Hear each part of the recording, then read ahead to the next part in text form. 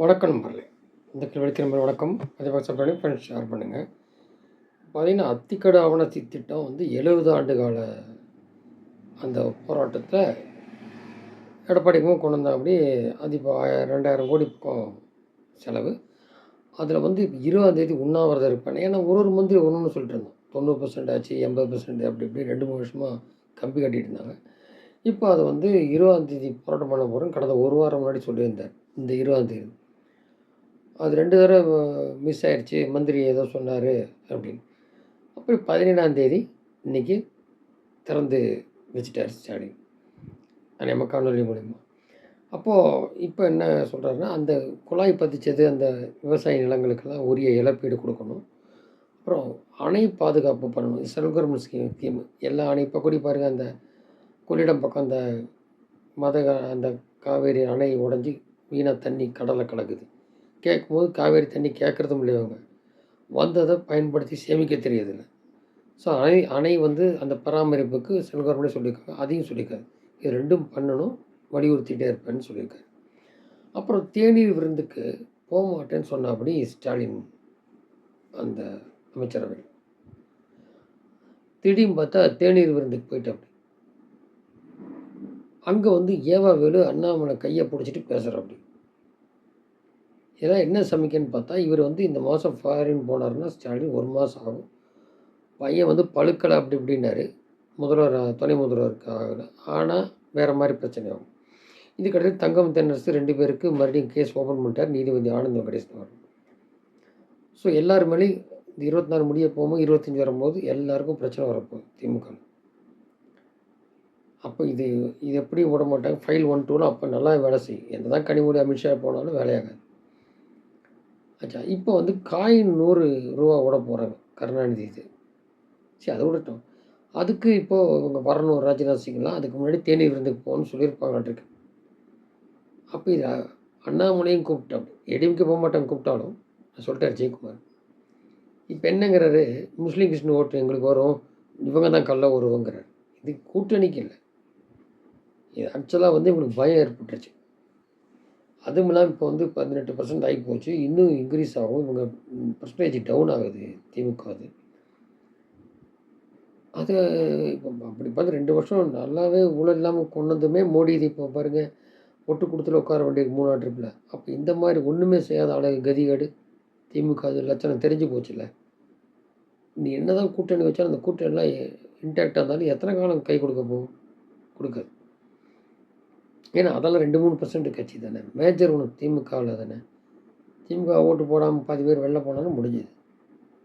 அப்போ கூட்டணி வலுவாகணும். அப்போ இப்போ பாருங்கள், தேமுதிக அந்த புதிய தமிழகம்லாம் இப்போ தேமுதிக 6% வாங்கினதுனால தான், இல்லாட்டி 15%க்குள்ள எடப்பாடி போயிருப்போம். இப்போ 23%ல் தேமுதிக விஜயகாந்த் இறந்த அனுபவத்தில் வந்த ஓட்டு.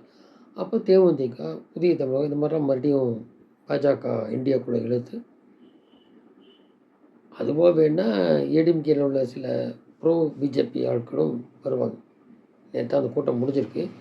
நீ நாளாக எடப்பாடிகிட்டேருந்து வெளில ஒரு குரூப் கிளம்பும், அது இப்போ இல்லை அப்படின்றது ஒரு அரசியல் விமர்சகர்கள் சொல்கிறாங்க.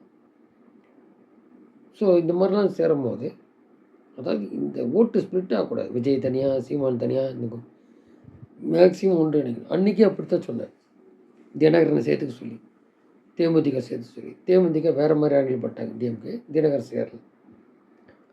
அப்போது அந்த 100-110 சீட்டு ஈக்குவலாக வர்றது இல்லாமல் போச்சு. வெறும் ஒரு 30 எம்எல்ஏ டிக்கெட்டில் சொற்ப மார்ஜினில் ஏடிஎம்கேக்கு பல சீட்டு கிடைக்காம போச்சு. பட் இப்போ முக்குளத்தோர்களுக்கு வெறுப்பாகி போச்சு பழனிசாமி. அவர் இது மாதிரி வைப்ரண்ட் லீடர் கிடையாது. ஸோ இதெல்லாம் பார்த்து நீங்கள் கூட்டணி நிறையா சேரும். இப்போ இதை பார்த்துட்டாங்களே என்ன பர்சன்டேஜ்னு, இதை வச்சு எல்லாம் களம் வேறு மாதிரி மாறும். அப்புறம் திருமாவளவன் காங்கிரஸ் அவங்க எல்லாமே ஒரு ஆட்சியில் பங்கு வேணும் அப்படின்ட்டு முதல்வர் இப்போ கூட திருமாவளவன் தலித் முதல்வர் ஆக முடியாதுன்னுலாம் சொல்கிறார். அதுக்கு என்ன காரணம் கேட்டால் சில பேர் சொல்கிறது பெரியார்னால அந்த வழி தோன்றல். இப்போ பொதுவாக சொல்லவும் சமூக நீதியின் மகன் தலித்துக்கு என்னன்னு உங்களுக்கே தெரியும் என்ன சொல்கிறாங்கன்னு. இப்போ ஸ்டாலினோட ஓரளவு நல்ல இதை அவங்க ராசா கொடுப்பாங்க.